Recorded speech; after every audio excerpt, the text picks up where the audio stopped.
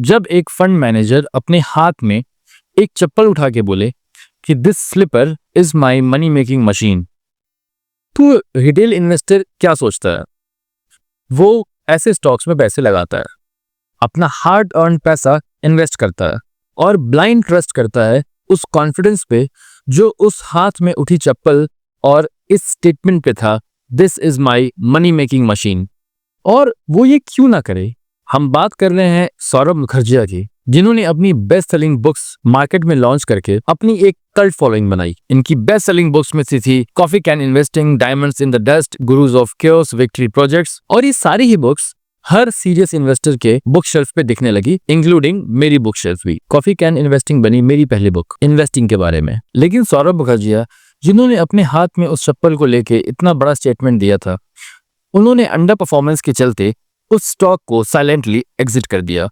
जितना हाइप उस स्टॉक के बारे में तब था जब वो स्टॉक उनके पोर्टफोलियो में था, उनका एग्जिट उतना ही ठंडा और उतना ही शांत था। और अगर हम बात करें उनके पोर्टफोलियोज की, तो उसमें बहुत से पोर्टफोलियोज ने एफडी से भी कम रिटर्न दिया था और कोई भी पोर्टफोलियो पिछले 5 साल के सीएजीआर रिटर्न्स में निफ्टी को बीट नहीं कर पाया, जिसमें कि उनका सबसे फेमस फंड था कॉफी कैन, जिसके नाम पे उनकी best selling book coffee can investing launch हुई थी। और उनका एक बहुत ही फेमस कॉन्सेप्ट था द कॉन्सेप्ट ऑफ बाप, इसका मतलब बाई एट एनी प्राइस। और ये कॉन्सेप्ट उनके इन्वेस्टर्स को बहुत ही भारी पड़ा, क्योंकि इस कॉन्सेप्ट के हिसाब से पीई रेशियो और वैल्यूएशन की गुड क्वालिटी स्टॉक्स में कोई जगह नहीं थी। तो सवाल उठता है, क्या इन्वेस्टर्स ने एक गलत गुरु को फॉलो किया? आज हम इस बुक में बहुत ही रेस्पेक्टफुली सौरभ मुखर्जी के इन्वेस्टिंग स्टाइल को और उनके पिछले 5 साल के क्लेम्स को डिकोड करेंगे और समझेंगे कि इन्वेस्टर्स को इस पूरी स्टोरी से क्या लेसन लेने चाहिए। ये वीडियो कोई अटेम्प्ट नहीं है उनकी इमेज को टार्निश करने के लिए। ये वही सौरभ मुखर्जी थे जो इंडिया की one of the best PMS fund manager थे और उनके पोर्टफोलियो ने सच में बहुत अच्छे रिटर्न्स दिए थे और वो उनके कॉन्सेप्ट ऑफ बाप और उनके concept of coffee can investing को सपोर्ट भी करते थे। तो अगर हम बाप को समझें, by at any price, Saurabh Mukherjee ने अपने इंटरव्यूज में बार बार कहा कि अगर एक कंपनी क्वालिटी कंपनी है तो हमें उसकी वैल्यूएशन पे ध्यान नहीं देना चाहिए। इवन हम स्टॉक को अगर टॉप पे भी खरीदें और 10 साल 20 साल के लिए होल्ड करें तो वो लगभग 18 से 32% के रिटर्न को जनरेट कर सकता है, वो भी सीएजीआर बेसिस पे। और P ratios as high as 70, 80, 90 पे भी स्टॉक्स को पिक किया गया और उन्होंने कंसिस्टेंटली 5 साल से एक अंडर परफॉर्मेंस दिखाया। उनके अंडर परफॉर्मेंस में सबसे बड़े नाम थे एशियन पेंट्स, बर्जर पेंट्स, अल्काइल अमाइंस, जीएमएम फॉडलर, और अभी भी ये स्टॉक्स अपने पैर जमाते हुए ही दिख रहे हैं। कोई ऐसे खास अभी भी पॉजिटिव ट्रिगर्स नहीं दिखे हैं जो इन स्टॉक को एक बहुत तेज रैली दे सके। अब बात करें इनके पीएमएस रिटर्न्स की, तो इनका फ्लैगशिप पीएमएस जो कि कॉफी कैन इन्वेस्टिंग है, उसका 5 साल का रिटर्न है 9.07% ऑन अ सीएजीआर बेसिस, जबकि उसी टाइम फ्रेम में निफ्टी ने 15.96 यानी 16% के करीब का रिटर्न दिया है सीएजीआर बेसिस पे, मतलब 7% का under performance every year. Kings of capital PMS, जिसमें कि मोस्टली फाइनेंशियल स्टॉक थे, उस पीएमएस ने भी पिछले 2 साल में सेक्टर को आउट परफॉर्म नहीं किया। लिटिल चैम्प्स, जिसमें कि स्मॉल और इमर्जिंग कंपनीज थी, उनका रिटर्न और भी पॉजिटिव था। और ऐसा ही हाल रहा राइजिंग जायंट्स पोर्टफोलियो का भी, जिसने निफ्टी मिड कैप 100 से कम का रिटर्न जनरेट किया लास्ट 5 साल में। इन रिटर्न्स में से भी सौरभ मुखर्जी की कंपनी मार्सलस एक फी चार्ज करती है, तो इसका मतलब है कि जो एग्जैक्ट रिटर्न्स थे वो और भी कम थे। अब इस अंडर परफॉर्मेंस की वजह से जो एसेट अंडर मैनेजमेंट मार्सलस के पास 12,700 करोड़ का था, वो गिर के 4,700 करोड़ का हो गया है, जो कि एक बहुत ही मैसिव फॉल था। इसका मतलब है कि बहुत सारे लोग जो कि मोस्टली एचएनआई थे,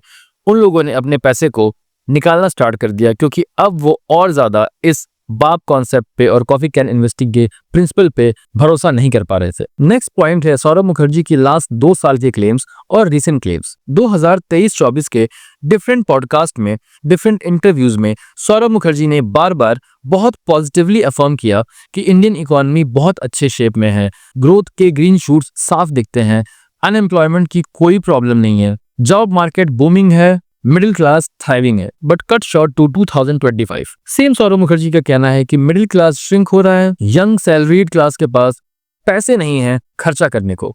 तो इतना बड़ा डिफरेंस 2 साल में कैसे आ गया, और वो भी 2 साल में जब आपका फंड एक अंडर परफॉर्मेंस शो कर रहा था। पब्लिकली नैरेटिव को फ्लिप करने की वजह से काफी डेंट पड़ा लोगों के ट्रस्ट का मास्टर्स की तरफ। अब इन्वेस्टर सोचते हैं अब मैं किस पे भरोसा करूं। अब सबसे हाईलाइटिंग फीचर थी सौरभ मुखर्जी के सेमिनार्स की, वो पर्टिकुलर सेमिनार जो 2 घंटे का यूट्यूब पे था, जिसमें उन्होंने रिलैक्सो के चप्पल को हाथ में लेके कहा था, this sleeper is my money making machine. But ऐसा नहीं है कि सौरभ मुखर्जी ने ये इंटेंशनली किया, उन्होंने बहुत हार्डवर्क किया है। He is a very well read guy. उन्होंने बहुत रिसर्च की है और अच्छा परफॉर्मेंस भी दिखाया है। इन 5 साल को छोड़ दें तो we should give credit where it is due. Saurabh Mukherjee ने ओपन फोरम में ये एक्सेप्ट किया कि ये इनकी पहली मिस्टेक थी कि उन्होंने वैल्यूएशन को इग्नोर किया और उनकी फिलॉसफी जो बाप की थी, बाई एट एनी प्राइस, वो फेल होती दिखी। Definitely it is very difficult to accept your mistakes publicly, but अब इन्वेस्टर्स का पैसा फंस चुका है या बहुत हद तक डूब चुका है। जहां रिलैक्सो के पिछले 5 साल का रिटर्न -5% CAGR का था, वहीं पे एशियन पेंट्स का 5 ईयर CAGR सिर्फ 7% का था। 5 साल के अल्काइल अमाइंस का रिटर्न 20% था, वो भी सिर्फ इसलिए कि कोविड में एक मैसिव बुल रन की वजह से अल्काइल अमाइंस और बालाजी अमाइंस जैसे शेयर 10 गुने हो गए थे। लास्ट 3 साल में इसने भी कोई रिटर्न बना के नहीं दिया है। और बैंकिंग की बात करें तो जहां HDFC ने 13% के CAGR का रिटर्न दिया है पिछले 5 साल में, वही कोटक बैंक का रिटर्न घट के 10% का हो जाता है CAGR बेसिस पे। अब ये सारे ही जो रिटर्न्स हैं, उनके कहे हुए क्लेम्स जो कि लगभग 20 से 25% CAGR बेसिस से बहुत ही ज्यादा कम है। इनके most of the flagship stocks को इंडेक्स नहीं बीट कर दिया है। तो रिटेल इन्वेस्टर्स के लिए इसमें लर्निंग क्या है? सौरभ मुखर्जी एक बिजनेसमैन है और वो भी चाहते होंगे कि उनका पोर्टफोलियो पूरे मार्केट को बीट करे और सारे ही इन्वेस्टर्स को बीट करे, तभी वो बिजनेस में बने रह सकते हैं। तो डेफिनेटली ये इंटेंशनली वो कभी नहीं चाहेंगे। इससे रिटेल इन्वेस्टर्स को एक चीज सीखनी चाहिए कि कभी भी किसी भी पर्सन की यूट्यूब वीडियोस देख के, चाहे वो मेरी वीडियो ही क्यों ना हो, आपको ब्लाइंडली किसी पे ट्रस्ट नहीं करना है। आपको कंटिन्यूअसली डिफरेंट राइटर्स की, जो कि डिफरेंट कंट्रीज में है, डिफरेंट ज्योग्राफीज में है, इनकी बुक्स को पढ़ना है, बैलेंस शीट को एनालाइज करना सीखना है।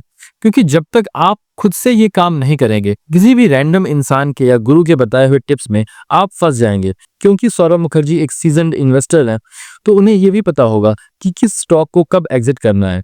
रिटेल इन्वेस्टर्स ब्लाइंडली उनके वीडियोस को देख के अपने पैसे को उस पर्टिकुलर स्टॉक में डाल के पूरा ब्लेम सौरभ मुखर्जी पे पास नहीं कर सकते हैं। कमेंट करके बताएं, क्या आपने भी उनके फ्लैगशिप PMS यानी कि CCB, KCP या लिटिल चैम्प्स पोर्टफोलियो में पैसे लगाए थे, या आपने उनकी बुक पढ़ के, उनके वीडियोस देख के रिलैक्सो, एशियन पेंट्स ऐसे स्टॉक में पैसे लगा के पैसों को गवाया है, या और वेट कर रहे हैं कि जल्दी से मार्केट रीबाउंड करे और वो पैसा पॉजिटिव होता दिखे? नीचे कमेंट में अपना एक्सपीरियंस जरूर शेयर करें और अगर आपको चाहिए ट्रुथ ओवर टिप्स तो चैनल को जरूर सब्सक्राइब करें। Thank you so much. मिलते हैं नेक्स्ट वीडियो में नेक्स्ट टॉक या ऐसे ही एक नेक्स्ट एनालिसिस के साथ। Thank you so much.